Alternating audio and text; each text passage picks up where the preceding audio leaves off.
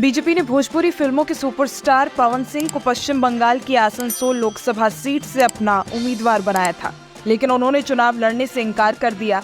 अब बीजेपी ने एक और लिस्ट जारी की है। इसमें पार्टी ने आसनसोल सीट से एसएस आहलूवालिया को चुनावी मैदान में उतारा है। सिख समुदाय से आने वाले आहलूवालिया फिलहाल आसनसोल के ठीक बगल वाली सीट वर्धमान दुर्गापुर से सांसद हैं। आसनसोल में आहलूवालिया का मुकाबला तृणमूल कांग्रेस के उम्मीदवार और मौजूदा सांसद शत्रुघ्न सिन्हा से होगा।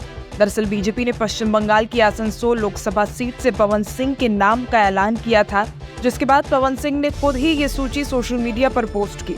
मिठाई खिलाते और भगवान का शुक्रिया अदा करते हुए उनका वीडियो भी सोशल मीडिया पर खूब वायरल हुआ। लेकिन 24 घंटे से पहले ही खुद ही पवन सिंह ने कहा कि वो आसनसोल सीट से चुनाव नहीं लड़ सकते।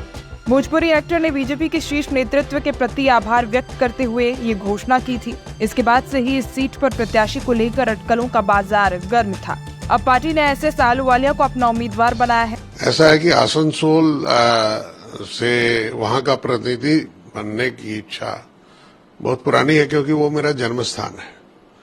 मैं वहाँ पैदा हुआ हूँ, वहाँ का भूमि पुत्र हूँ और वहाँ की मिट्टी और वहाँ का घर बार बार बुलाता है, तो इसलिए हमारे लिए वो एक अपने घर जैसी जगह है। और माननीय मोदी जी ने और माननीय नड्डा जी, अमित शाह जी ने जो फैसला लिया है, वो वहाँ की जनता की भी आवाज थी कि एक बार भूमिपुत्र होना चाहिए। तो भूमिपुत्र में जब मैंने अपनी इच्छा जाहिर की कि मैं वहां से चुनाव लड़ना चाहता हूं, तो उन्होंने मेरे को आशीर्वाद दिया है और अपनी शुभेच्छा देकर भेज रहे हैं कि वो सीट जीत कर लाए हैं। आसनसोल सीट से बीजेपी के टिकट पर 2014 और 2019 के लोकसभा चुनाव में बाबुल सुप्रियो ने जीत दर्ज की थी। केंद्रीय मंत्रिमंडल से हटाए जाने के बाद 2022 में बाबुल सुप्रियो ने बीजेपी छोड़ने के साथ सांसद पद से भी इस्तीफा दे दिया था। सुप्रियो बीजेपी छोड़कर ममता बनर्जी की पार्टी टीएमसी कांग्रेस में शामिल हो गए थे।